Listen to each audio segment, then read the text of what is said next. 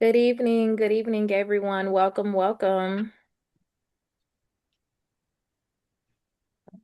Hearing. Good evening, welcome. We will get started in 2 minutes just to allow everyone to get in and get seated for tonight's session.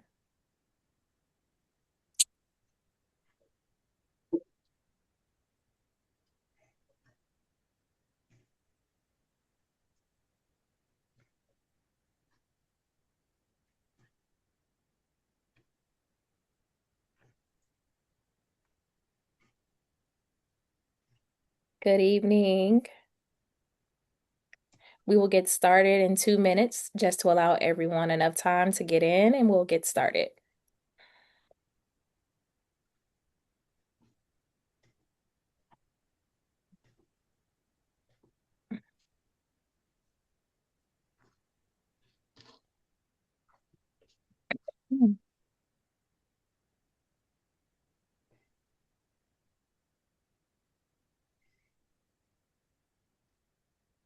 Hello, hello. Happy Wednesday. Good evening. We will get started shortly, just allowing everyone enough time to log in.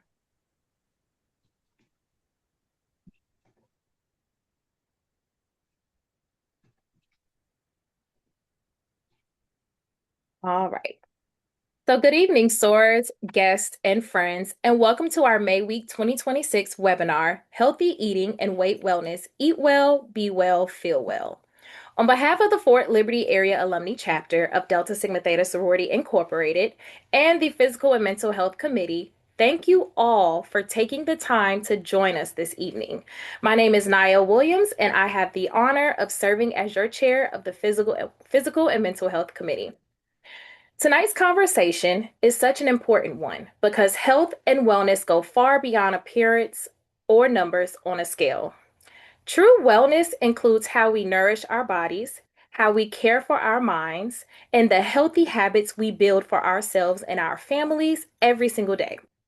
As Black women and as a community, we know that prioritizing health can sometimes be challenging while balancing careers, family responsibilities, service, and everyday life.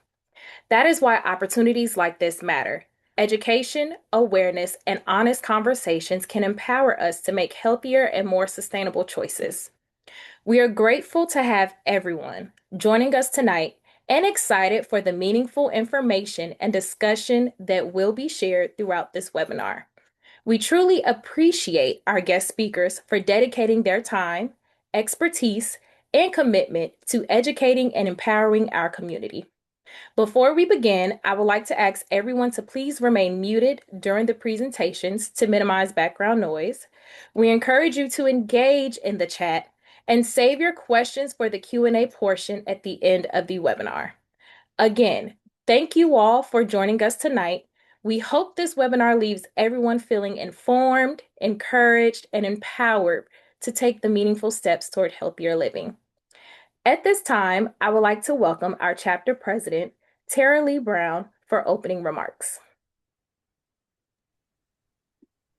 Good evening, everyone. Thank you, Ms. Williams, for giving me an opportunity to speak. And I too am extremely excited to partake in what our panelists have to offer this evening. As she mentioned, health is a very important commodity that we need to take a special stake in. And so I am very excited to have them share tidbits of information and recommendations for things that we all can do to better our own general health, because you can't pour from an empty cup. And so I'm going to stop talking and allow the show to roll on. So ladies, thank you so much for participating this evening, and we're excited to hear what you have to say. Thank you, Madam President, for those inspiring remarks. Our first speaker this evening is Kametria McNeil, a registered and licensed dietitian nutritionist in North Carolina with more than 9 years of experience helping individuals achieve their health and wellness goals. She earned her Master of Science in Nutrition from East Carolina University and provides evidence-based nutrition guidance tailored to each client's unique needs. Tonight, she will be discussing healthy eating, meal planning, healthy plating, and creating healthy habits for children. Please help me welcome Kametria McNeil.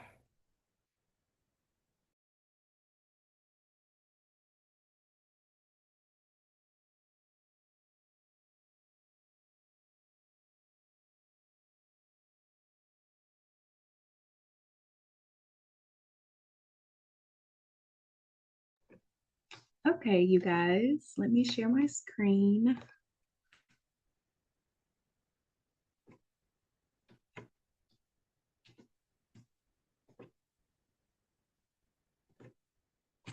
Okay, good evening, everyone. My name is Kametria McNeil, and I will be discussing Eat Well, Be Well, Feel Well Guide to Healthy Eating. So, on the agenda today, we'll be discussing my plate planner, reading food labels, healthy swaps, healthy lifestyle tips for children, and final tips and takeaways. So the first thing is my plate planner. A healthy meal tastes great. So this is just a simple way to plan your meals for you and your family that doesn't require you to count anything, weigh anything, or even read your food labels. All you need is a 9-inch plate. So you will want a fourth of your plate to be your protein. So that can be any type of meat you like. A fourth of your plate to be your starches, and then half of your plate to be your vegetables. So you want to think about how your plate looks in relation to this plate. Ask yourself, how do my portion sizes look? Does my plate contain any vegetables? Am I eating 2 starches? And then you can make the modifications that you need to. And then on the next slide, we will discuss breakfast and some additional tips. So for breakfast, you want to make sure you're having a starch. We recommend choosing a whole grain item. So that can be whole wheat bread or oatmeal, cold cereal, because whole grains have more fiber in them. So that helps our digestive system, and they're also heart healthy. You also want to choose a low fat protein to add to your breakfast. You can also add breakfast meat, but please be mindful of the sodium content that's in your breakfast meat, like sausage, even turkey bacon, regular bacon, and things of that nature. And then you can add a small piece of fruit or leave the other side empty. And then for your lunch or dinner, like I said on the last slide, you want to make sure you're filling your plate with more than one vegetables, or you can double up on the vegetables that you like. We want to be mindful about how we're preparing our food. So trying to bake, broil, or steam, or even air fry instead of deep frying. So are all vegetables created equally? It's very important to know the difference between our starchy vegetables and our non-starchy vegetables. So our starchy vegetables are going to be higher in carbohydrates, which means they're higher in calories. And so when we're planning our meal, we want to treat these as starches. And so that includes our corn, our potatoes, any type of potatoes, whether it's sweet potatoes, white potatoes, red potatoes, and also our sweet peas. And then we have our non-starchy vegetables. So these are going to be lower in carbohydrates and calories and higher in fiber and water. So you also want to choose a variety of different vegetables, different colors, because the color can signify the extra added benefit that they have. So we have our green vegetables, which are going to be higher in vitamin K. Our orange and yellow vegetables, they have alpha and beta carotene, which helps with produce vitamin A, which helps with our eyesight. And then you have blue and purple vegetables, and those have special antioxidants that help us improve our heart health and also help our brain function. So it's very important to get a variety. So these are general portion sizes that you can use. So your protein will be the size of the palm of our hand. Our non-starchy vegetables are about 2 cup hands.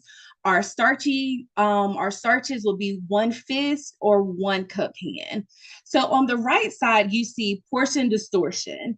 A lot of times when we go to restaurants, we are being served probably twice as much as we should be eating in one meal. So you see what you're served and what's considered to be one serving. So a helpful tip that I tell my patients, especially at restaurants, is when you get your food, go ahead and divide it, package up half of it so you can take that home for leftovers, because that dramatically helps our portion sizes. And then the general rule of thumb is you want to make sure you have more non-starchy vegetables than your starchy food items. So reading food labels. Reading food labels is very important. So you know what you're eating, what's in the food item that you're eating. So you want to start with your serving size. So for this food item, the serving size is half a cup. So if we know we're going to sit down and eat 1 cup, 2 cups, or even more, then we have to multiply that by everything that we see on the food label, which is very important. So we also, a helpful tip is to use the 5-20 rule. So 5% daily value or less is low, and that is good for nutrients that we want to limit. So that would be our saturated fats, our sodium, and our added sugars. And then 20% daily value or more is for the nutrients that we want to get more of. So that will be our fiber, our vitamins and minerals. Those are things that we want to get more of. The most important part of reading a food label is paying attention to the numbers that matter the most for our health.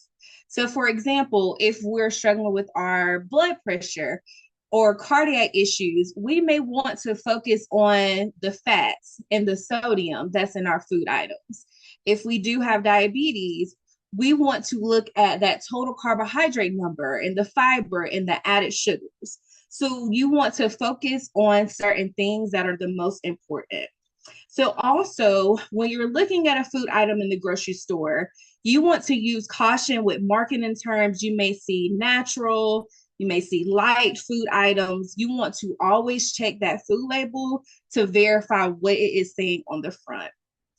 Also realize that low sodium versus reduced sodium. So a reduced sodium version, it just means that it has 25% less sodium than the original, but that does not automatically make it a low sodium food item. Low sodium food items have less than 140 milligrams of sodium. So those are some things to be mindful about. So here's some smart swaps, some little things that we can do at home to make our meals healthier. So you can go from white pasta or rice to whole wheat pasta or brown rice. It is a texture difference. It is something to get used to, but our whole wheat products are going to have more fiber in them. So they're more beneficial than our white products. Instead of doing French fries, maybe doing baked sweet potatoes. Instead of deep frying, air frying is very popular. When we air fry, we use less grease, which will in turn use less calories. Instead of whole or 2% milk, trying to use fat-free or 1% milk. Instead of drinking sodas, maybe trying seltzers. They have Bubbly, LaCroix are very popular seltzer brands that you can find in the store. When we do cook at home, instead of using salt, we want to use sodium-free seasonings. So we have garlic powder, onion powder, paprika. There's so many different things we can add to our food that will give it flavor without adding salt. And also some people like Mrs. Dash, there are a lot of good sodium-free seasonings as well. Okay, so we want to beware of fad diets. I know a lot of you guys may have heard Atkins diet, keto diet is very popular these days. So we want to beware of those type of diets. So how to identify a fad diet would be miraculous claims and testimonials, promises of fast weight loss, rules that make you avoid certain food groups. So if you see a diet that says you can't have fruit, that is one indication that it's a fat diet. Or a food plan that does not consider your preferences and lifestyle. So you may lose the weight on these various diets, but typically that is short term, and people tend to gain the weight back plus more when they go back to their regular eating habits. So it's important to try to stay away from fat diets and go into making healthy lifestyle changes, things that you feel like you can do consistently forever versus something that's for a short amount of time. And also remember that normal weight loss is 1 to 2 pounds per week.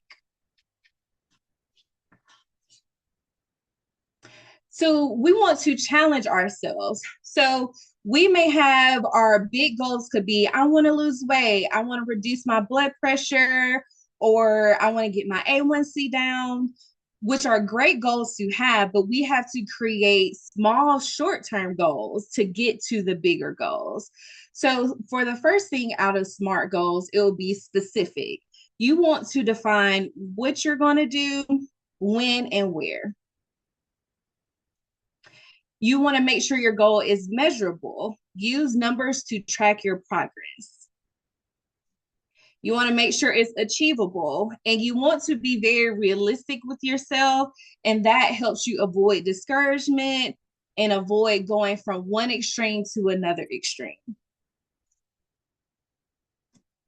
You want to make sure it's relevant and it aligns with your personal health objectives. And you want to make sure it's time-based. You want to set a deadline, whether it's 30 days, 3 weeks. You want to just set a deadline to make sure it is time-based. So this is a good example of a SMART goal. I will reduce my soda consumption from 5 cans a week to 3 cans a week for 2 weeks. So we are being specific. We're going to reduce our soda consumption. It's measurable. You can go from 5 cans to 3 cans. It's achievable. That's a very good goal that you can definitely make happen. And it is time-based. So you're doing this for 2 weeks. So our tips for success, you want to write your goals down, break them down, and reevaluate and adjust as needed. Maybe after those 2 weeks of reducing my soda consumption, maybe I think I can go a little further for the next 2 weeks and maybe go from 3 cans to 1. So you want to make gradual goals for yourself to achieve your bigger goal. So this is some information about healthy, active living for children. For children, we want to make sure they get 5 or more fruits and vegetables a day. Power down, no more than 2 hours of screen time a day. So that's iPad, tablet, TV. Making sure our kids are active at least 1 hour a day. The activity can come in various forms for kids, whether they're doing something outside, biking, going to the playground. Also, with technology, they do have exercise videos for kids on YouTube, and that's something that they can do at home. Or if your kid likes to dance, they can dance. That's a good form of activity for children. 0 sugar sweetened beverages a day. It's not recommended for kids to have sweet tea, soda, Gatorade. We really want to limit how much sugar they're consuming in their diet, especially from their beverages. And then the last thing is making sure our kids have proper sleep, 9 to 12 hours, depending on their age. So the younger they are, the more sleep that they require. So these are some tips for parents. We want to model positive health behaviors. So our kids are watching everything that we're doing. And at the end of the day, we're the ones who are buying the food, cooking the food, and things of that nature. So we want to be mindful what example we are showing them as it relates to healthy eating and health in general. We also want to involve our children in cooking and grocery shopping and expose them to of various types of food, because when kids cook with you, they're more likely to try that food item. And when they're grocery shopping, maybe give them choices of what vegetable do we want to try this week, sort of thing, because that really helps with children. So as we know, groceries are very, very expensive. And as a dietitian, the number one thing that we hear that is a barrier for people to quote unquote eat healthy is the prices. So these are just some small tips that you can use when it comes to grocery shopping. So we want to meal plan with the inventory. Go in our cabinets, our refrigerator, and see what we already have.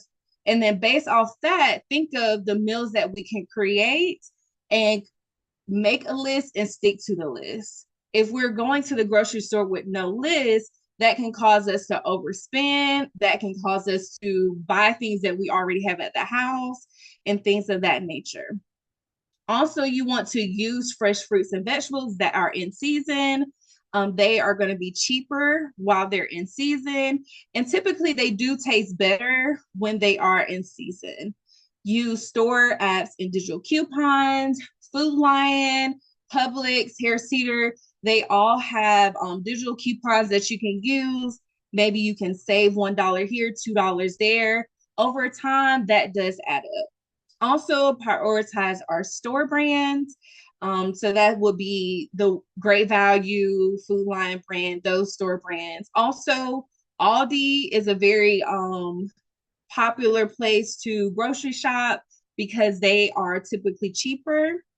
And if you do have the time or the resources, consider going to Sam's or Costco's or BJ's, because buying in bulk will definitely help reduce your grocery bill. So these are some final tips and takeaways. You want to track your food and activity. You can do that with pen and paper since we all have our phones. They have a lot of different apps like MyFitnessPal. You can even just create a food journal in your notepad on your phone. And that helps us to be accountable to ourselves with the choices that we are making as far as our food and activity. We want to be mindful about our portion sizes and how we are preparing and cooking our food. A lot of times it's not what we're eating, it is definitely how much of that food item we're eating. So those are things to be mindful about when we're cooking our food. We can take something and completely change the fat and the amount of calories by the things that we're adding to it. Also, we want to make those SMART goals and challenge ourselves. And then the last thing is we want to be involved in our healthcare. Ask questions when you're going to the doctor so you know what your numbers are. You don't want to just not know and then your disease state further progress and then you're trying to make changes way after the fact.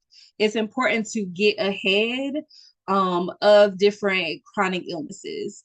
Also, many people do not know registered dietitians are often available through various healthcare insurance providers. Depending on your health insurance, some require you to go through your primary care doctor to get a referral to a dietitian. Some you can self-refer, so you can call your insurance company and ask them, do I have any type of benefits to see a dietitian? And usually you do. It's just something you have to set up or go through your primary care. Also, it's very important to contact the dietitian if you have access to one, because we're the nutrition professionals and we can help you create a tailor-made program for yourself that will consider your nutritional needs, your food preferences, and your overall goals. All right, thank you. My name is Kametria McNeil, and this is my contact information. My email is mcneilk11@gmail.com. You can email me if you have any specific questions or concerns, or you need additional resources, that's the best way to contact me. Thank you and have a great evening, everybody. Thank you, Ms. McNeil, for such an informative and impactful presentation. Our next speaker is Dr. Leslie Brewington, who earned her doctorate in nursing practice from the University of Tennessee at Memphis. She is dually certified as a psychiatric mental health nurse practitioner and as a family nurse practitioner. Dr. Brewington also co-owns and operates Garden Village Center with Karen Jones, nurse practitioner, who is the first Black-owned nurse practitioner mental health practice in North Carolina. Tonight, she will be speaking on healthy lifestyle changes and weight loss medications. Please help me welcome Dr. Leslie Brewington.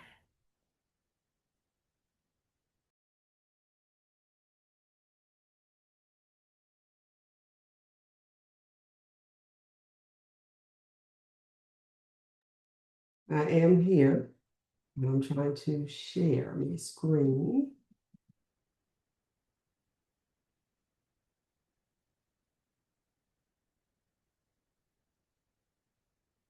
There we go. Can you hear me?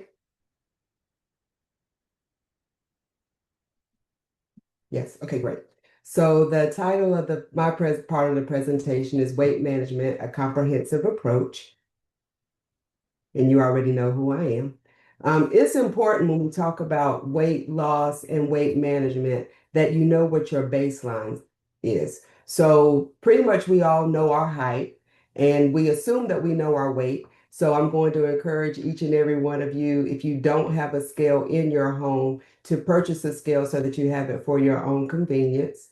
Also to know your BMI. BMI is calculated based upon weight and your height.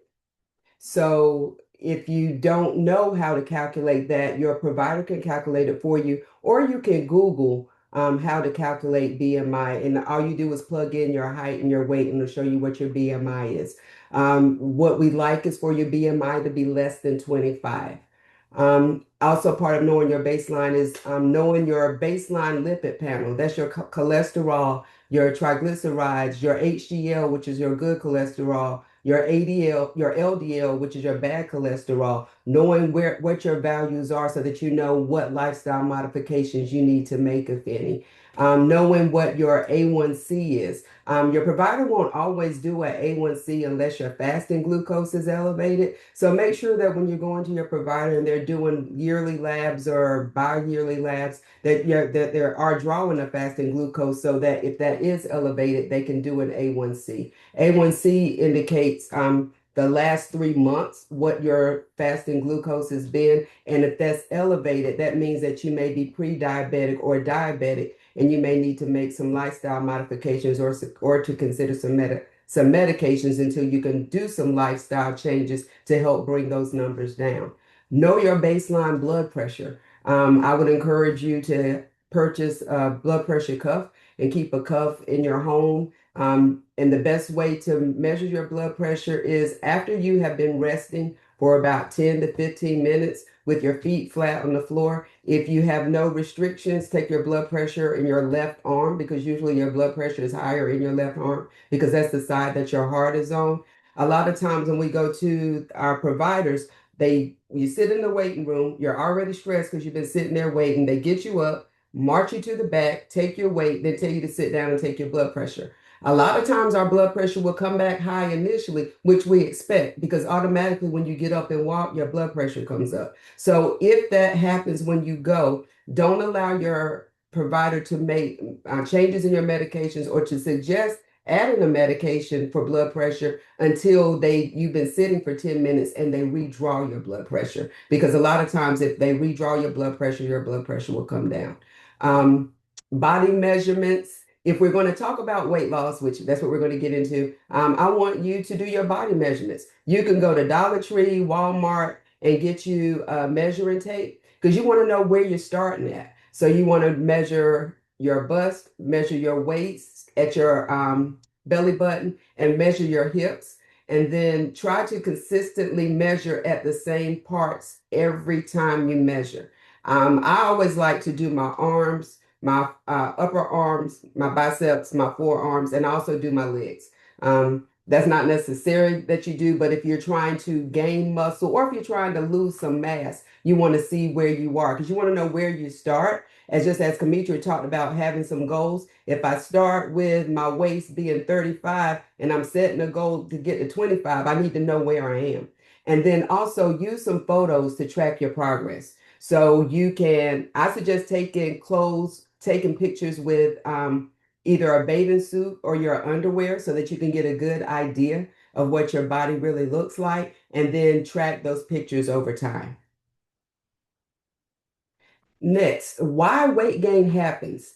Um, Demetri already talked about for kids making sure that they get good sleep. Well, adults need good sleep too. And what I always suggest is 6 to 10, 8 to 10 hours, whatever feels good for you, that allows you to go to sleep and wake up rested, refreshed, and ready for your day.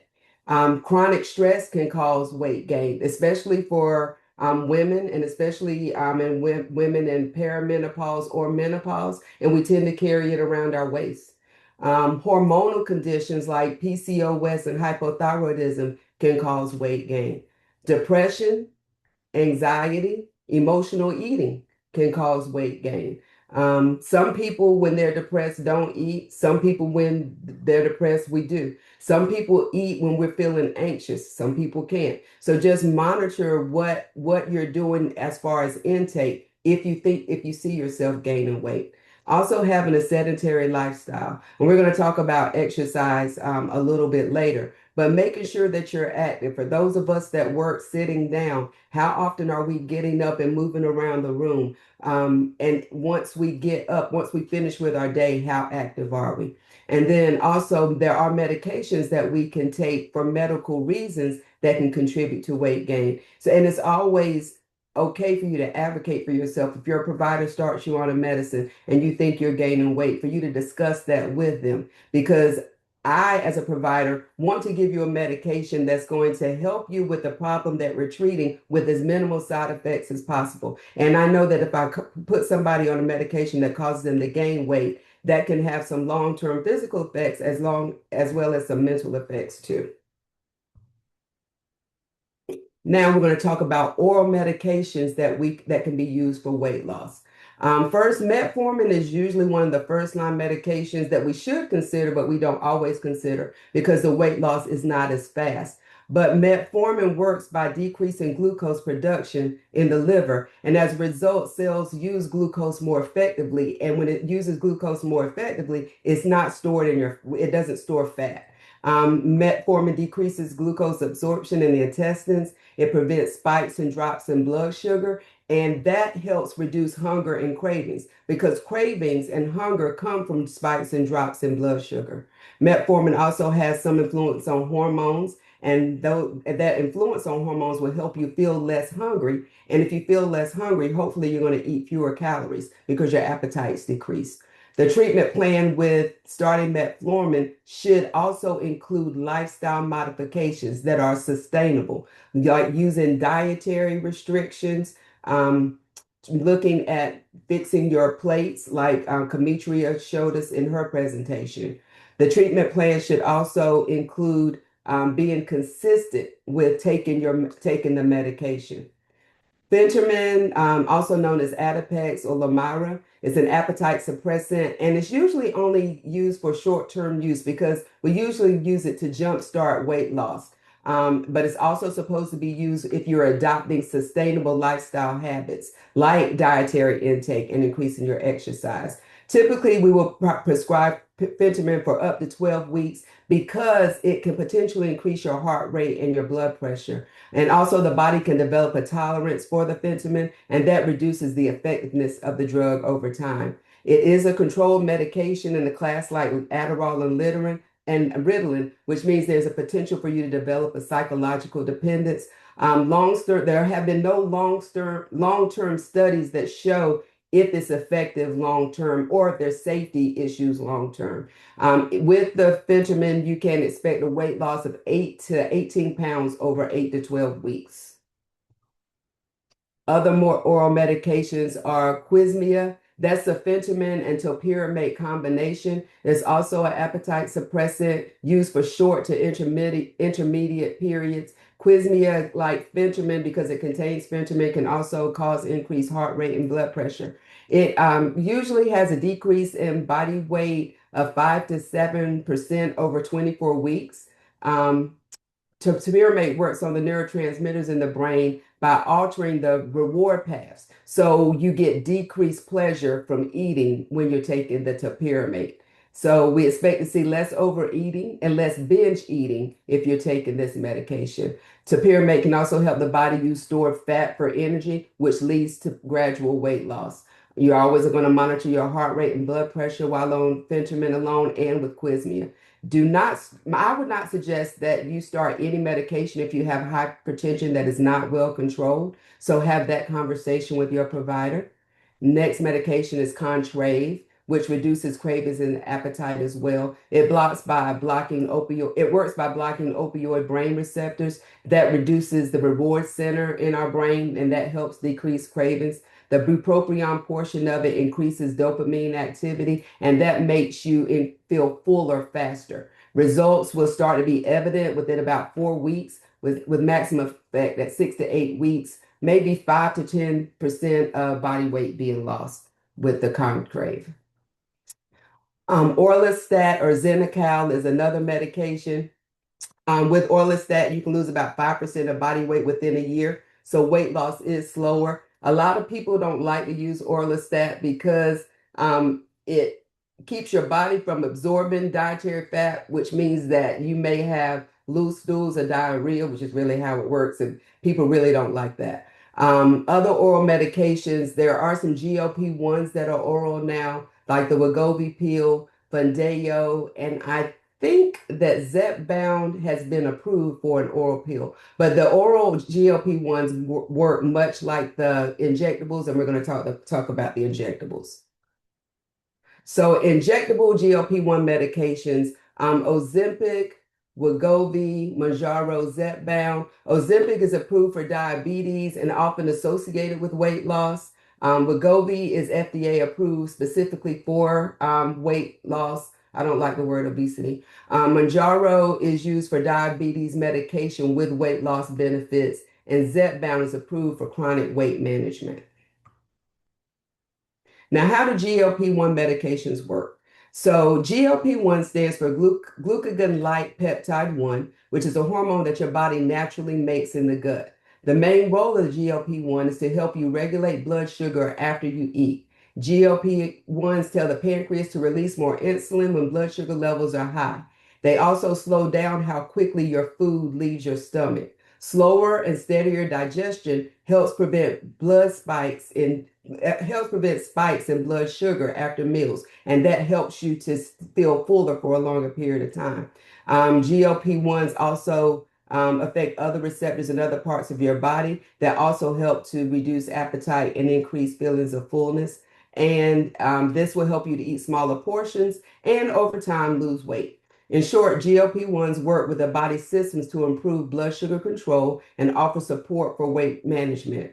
GLP-1s are usually reserved for those of us with BMI greater than 30 or people with a BMI greater than 27 with health-related conditions like diabetes, high blood pressure, or sleep apnea. And for those who have tried to manage their weight but have not succeeded with lifestyle changes alone. Best results occur if using GLP-1s in addition to lifestyle changes. Benefits of GLP-1s. Heart health, it's a lower risk of heart attack and stroke. Kidney health reduces protein in your urine, which supports overall kidney function. Liver health, it improves fatty liver disease and improves liver enzymes, which helps to lower complications such as fibrosis, cirrhosis, and liver cancer. Other benefits for your joints, reduction in joint pain as weight loss relieves stress on joints. As far as sleep apnea, weight loss helps to reduce snoring and daytime fatigue. And it reduces GLP-1s reduce the food noise. That voice in our brain that says I'm hungry. That voice in my brain says, when was the last time I ate something? That voice in my head that says, ooh, I think I want a little snack. It kind of shuts down that mental chatter, and that makes focusing on eating healthier easier. Now, there are some risks to GLP-1s, like there are risks to any medications. They can cause some GI distress, like nausea, vomiting, diarrhea, and constipation. The good news is that for some people, those symptoms resolve as the body becomes adjusted to the medication and as the dose is titrated. For some people, nausea and diarrhea continue, and they really have to ask themselves, is the benefit worth the side effect for them? GLP-1s can cause muscle loss, loss of lean muscle mass, then that can affect your strength. It can affect your metabolism and your overall health. And then loss of facial fat and volume. You may see some people that have been on GLP-1s that look like the skin around their face, especially around their neck, is starting to get loose and sagging. And that's just because they're losing body fat so quickly that the body doesn't have time to adjust the skin to where it needs to be. You may also notice that their lips look thinner or they have more pronounced facial lines. Now, how do you manage the side effects of GLP-1s? One, follow the dosing directions, especially if we're talking about titration. Usually, if your insurance even covers it, you're only going to get one dose at a time anyway. However, there are people that have tried to advance the dosing quicker. Usually, you're going to be on each dose for at least a month before you titrate up. That gives your body time to adjust. Then you want to avoid fatty, fried, or spicy foods because those foods can make nausea worse. You want to drink plenty of water, which helps with constipation and also prevents you from becoming dehydrated if you are having diarrhea or loose stools from the GLP-1s. And then you want to eat. I hear people say when they're taking them, I just have no appetite at all, which we understand, but we still need for you to be intaking something, especially protein, because your body needs that. So you want to make sure that you're going to eat smaller meals, but you may also have to eat more frequent meals. Lifestyle modifications. So I talked about how using the GLP-1s or the other oral medications are good for helping with weight loss and weight management. But one of the most important things is lifestyle modifications. I started with the medicines because I know a lot of people are interested in medicines now, and I wanted to try to give you some education on those. But what I really, really try to stick to, especially in clinic, when I'm talking to people, when they come to me and they're wanting to start on medications, is talking about what are you willing to do to change your lifestyle so that once these medicines start to work, you're able to keep that weight off. So, lifestyle modifications, we're going to aim. We're going to aim for 150 minutes of exercise weekly. Of course, y'all, that's not all in one session. We want you to divide that over 3 to 4 sessions in a week. So that's getting up, being active. And exercise is not, I'm getting up, I'm walking to my mailbox and I'm coming back. Exercise is sustained activity that gets your heart rate up within a targeted goal for about 15 to 30 minutes each time you exercise. You want to include strength training 2 to 3 times per week. That's especially important for us perimenopausal and menopausal women because that helps keep our bones strong. And also helps us stay strong, helps with our stability, helps with our gait, helps keep us active, helps keep us mobile. And then you want to prioritize. You want to prioritize getting 7 to 9. Remember before I said 6 to 10, 8 to 10 hours of sleep nightly because your body needs time to rest, to recoup. Then you want to manage. You want to manage stress through being mindful and also counseling. Minimize stress as much as you can. And I know that with everyday life, sometimes stress is not avoidable, but you have to find ways to manage your stress and to take care of yourself. And then we want to build consistent eating patterns and portion awareness. Hydration and supplements. I want you to increase your water intake throughout the day. They say water intake should be based upon your weight. So based upon your weight, try to do, and I apologize, I do not really remember how many ounces they want you to drink per pound, but a good rule of measurement is 32 to 64 ounces of water throughout the day. Now, I say water, but it can include juice, and Kametria, you can correct me. But if you are drinking something that has caffeine in it, so say if you drink 12 ounces of soda, then I need for you to drink at least 12 ounces of water to replace that 12 ounces of soda because caffeine is a diuretic. I want you to avoid sugary beverages. And you know what those are. Don't really have to go over those. And I will also offer here, I prefer if you're going to drink something with sugar in it that you get all the sugar you can drink. I don't particularly care for uh, sweetener substitutes like the stuff that comes at sweet and low. Um, the pink packs, the blue packs, the yellow packs. You guys know what I'm talking about when you go to the restaurants, because studies have shown that those tend to increase your hunger. So, which can also lead to overeating and binge eating. So try to stay away from those as much as possible. If you want to take any supplements like multivitamins, turmeric, omega-3s, glucosamine, discuss supplements with your health care provider before you start them to make sure that there's nothing contraindicated in your health history that would keep you from taking them. But a good multivitamin is probably always a good choice. You want to make sure that you're getting the appropriate protein, fiber, vitamin D, and omega-3s because they support overall health. And when you are considering when you are considering supplements are not substitutes for good, healthy habits. So if you looking at the diet, the way Kametria talked to us about, and making sure that you're getting your food groups in, you may not need a supplement. You can get too much of a good thing, y'all. So then we want to monitor progress safely. One, you want to track your weight, track trends instead of daily fluctuations. I know some people who get on the scale every morning, and I try to suggest that you don't. At the most, weigh once a week. If you can, once a month. Okay. I know that feels funny for some people, but we don't need to weigh every day because as women, depending on if we're not menopausal, perimenopausal, or menopausal, our weight can fluctuate 5 to 10 pounds in a month. And I don't want you walking around looking sad because you were 150 yesterday, but you're 152 today. But tomorrow, you're probably going to be 148, depending on what you do. Okay. Um, Monitoring progress safely. Number two, repeat your A1C and lipid testing as recommended. And your providers will go through that. And we talked about that a little bit earlier. If you have any questions, I'll be happy to answer that. Three, monitor your muscle mass and your energy levels. Four, if you're on medications, whether it's weight loss medications or whether it's medications for other illnesses, watch for side effects. And then number five, celebrate non-scale victories. I always tell the people that I have on weight loss medicines, I'm much more concerned about you losing inches than I am about your weight on the scale. Because if you're doing what I'm asking you to do, you're also exercising. Exercising is going to build muscle mass. So your scale weight might not change, but your inches may shrink as you build muscle mass and lose fat. Now, key takeaways. Weight loss medications are tools, they're not cures.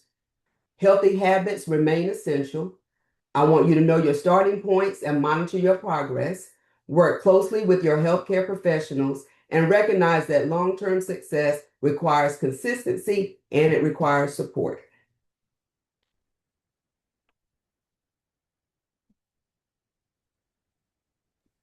All right. Thank you so much, Dr. Leslie Brewington, for that wonderful, wonderful presentation.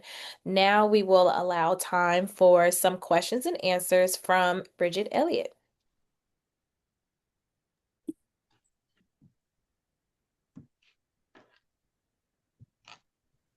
All right, good afternoon, you all. So we have a few questions in the chat, and we will begin with the first one for Sora, Kametria, and McNeil. And the first question we had on the floor was, most of us watch our carbs. However, can you explain net carbs when reading labels? Okay. So net carbs is something that you usually see the keto diet. So net carbs is subtracting our fiber and the sugar alcohols from the total carbohydrate number. That's how they get the net carbs. carbs. However, as a dietitian, we recommend for you to look at that total carbohydrate number versus looking at the net carbohydrates. Got you. Thank you so much for that. And our second question is, what is your preference regarding the first meal of the day? So I recommend you eating breakfast because breakfast breaks the fast of not eating while you were asleep. Our third question is, do you recommend fasting? As a registered dietitian, we do not recommend fasting because it is not helpful on our metabolism long term. For example, our body, if we're not eating, taking long breaks without eating, our body doesn't know when it's going to eat again. So it tends to store the extra fat and things of that nature to get us through when it's going to eat again. So we do not recommend intermittent fasting. Thank you. Our fourth question is, many of us like to graze. Do you have any recommendations on healthy snacks that are filling to prevent grazing? So when you think of a healthy snack, it's something that has a protein and a fiber. So that can be eggs, cottage cheese. People like to do the like tuna packets with whole wheat crackers, cheese and crackers. Greek yogurt is another good one. The taste and the texture can be difficult for some. So that's just something to once you get used to it, it does get better. And a lot of times the grazing is more of a mental thing versus an actual physical, like feeling hungry. Thank you. Our fifth question, what are some realistic nutrition habits for busy college students or young professionals that they can maintain? So some realistic habits you can do is meal prepping. Meal prepping helps because you know what foods am I going to eat this week? What plan can I do maybe on Sunday to make my week go smoother? They do have like frozen vegetable packs that all you have to do is put them in a microwave. They're steamable, put some seasoning on them, and then you have it.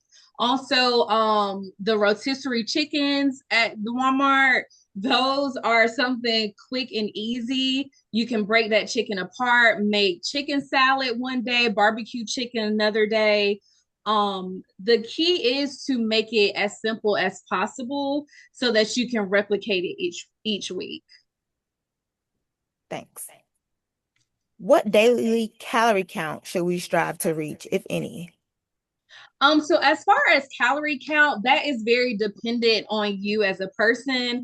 All of our nutritional needs vary because it varies by our age, our weight, our height, how active we are. So it is very hard to tell you specifically because I don't know who you are and your information, how many calories you do need, but we do recommend you not going any lower than 1,200 calories. However, a lot of us need way more than that.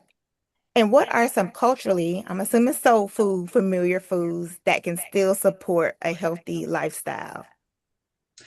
So as far as soul food, like is country food items, so we can still like the mustard green, collard greens that we like, the black eyed peas that we like, cornbread, chicken, certain things is a lot of times it's how we prepare those food items. So you can still have your collard greens, but what are we putting in it?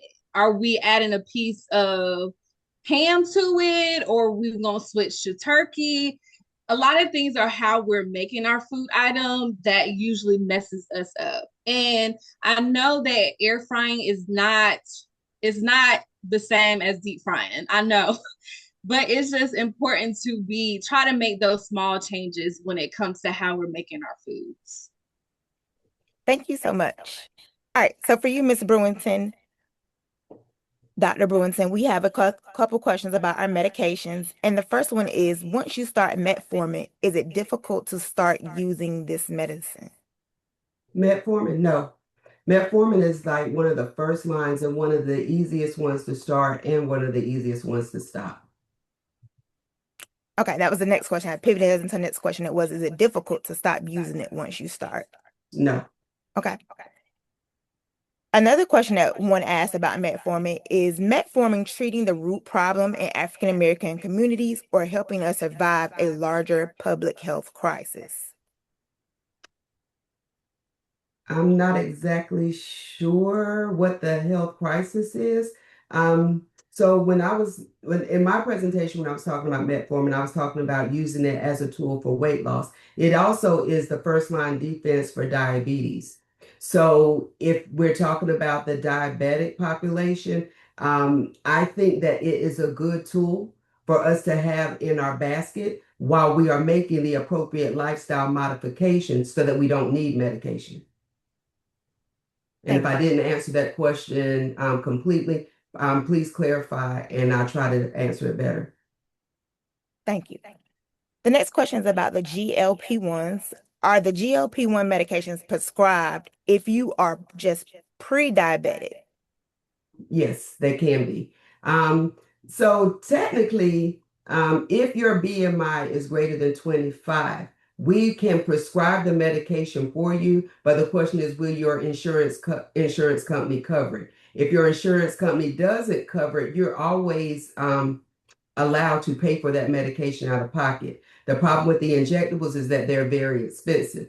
However, the Wegovy, we can get for $149 a month using GoodRx as an oral prescription. And I have 3 people that I've had to transition to the oral Wegovy, and their weight loss is consistent on it.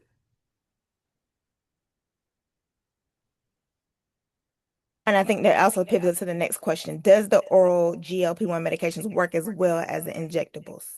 They do, maybe not as quickly, which I think is to me is one of the good side effects, because as Kametria said, we want to lose weight slowly rather than quickly. And I talked about some of the side effects of the rapid weight loss. So losing weight slower is actually better for your body and your metabolism than losing it quickly. We have another question in the chat that says, are BMI numbers different for Black women than our counterparts? So are they different? No, because your BMI is going to be what it is according to height and weight. However, is the current BMI chart appropriate for everyone? And I say no. Some providers differ. But if you can take a 356'5" athlete and do their BMI and they're obese, but they're really not obese because they don't have any fat.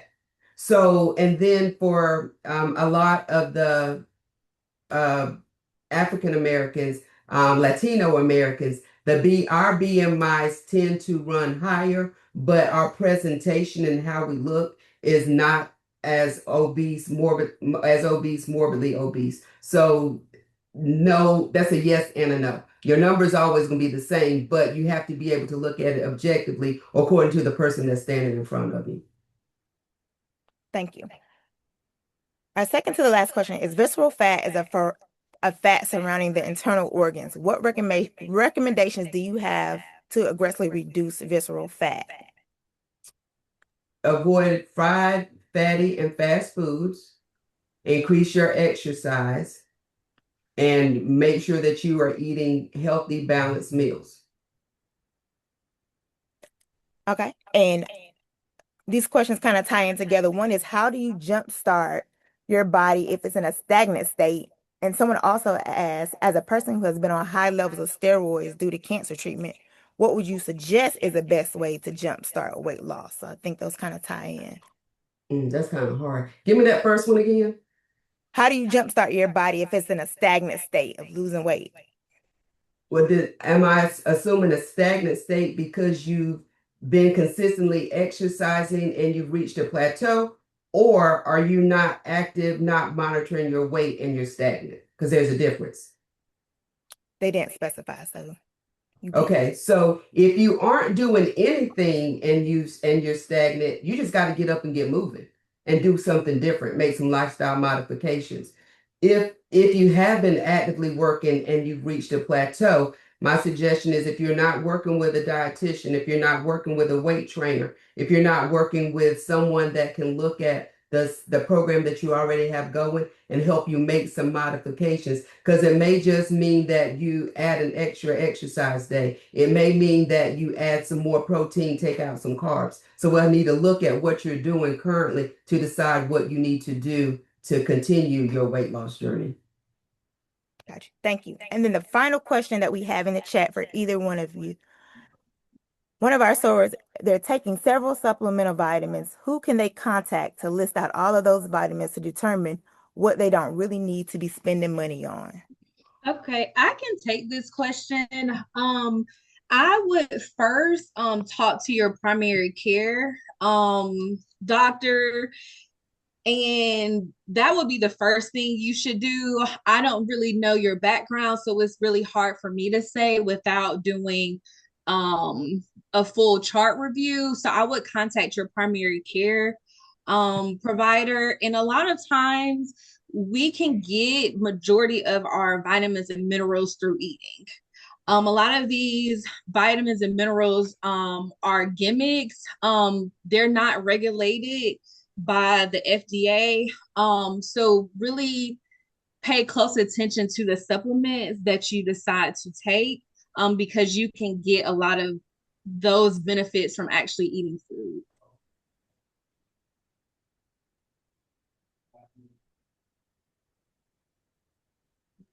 Back over to you, Naya. All right. Thank you, both of you, Kametria McNeil and Dr. Leslie Brewington, for that wonderful Q&A. Thank you, Bridget Elliott, as well.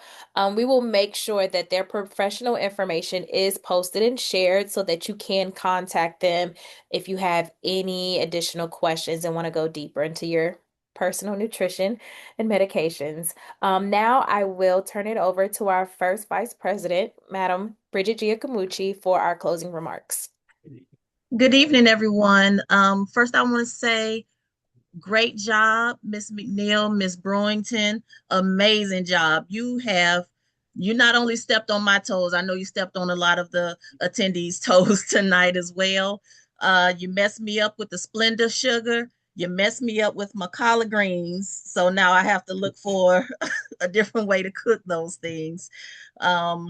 And I will be reaching out to speak to you all as well. So I just want to say again, good evening, everyone, and thank you for joining us for day 2 of Fort Liberty Area Alumni Chapter May Week 2026, hosted by our wonderful Physical and Mental Health Committee. I would like to give a special thank you to our guest speakers, Ms. Kametria McNeil and Dr. Leslie Brewington, for sharing such valuable insight on healthy eating, wellness, and creating healthier lifestyles for ourselves and our families. Your knowledge and encouragement truly made tonight impactful. Thank you as well to our Physical and Mental Health Committee Chair, Ms. Nael Williams, and her committee for your dedication in bringing this meaningful conversation to our community. We hope tonight inspired each of us to make small, intentional choices toward living healthier, feeling stronger, and prioritizing our well-being every day. I know it has for me, and day 1 is going to start with me because I am truly a foodie. So on behalf of Fort Liberty Area Alumni Chapter of Delta Sigma Theta Sorority Incorporated, thank you again for spending your evening with us. Have a wonderful night, stay well, and we look forward to seeing you Friday at 7 p.m. for day 3 of May Week with our Social Action Committee as we spring into social action, celebrating our right to vote and empowering new voters. Thank you. Back to you, Ms. Williams. Thank you, everyone. Thank you. You all have a great night. Good night, everyone. Good night.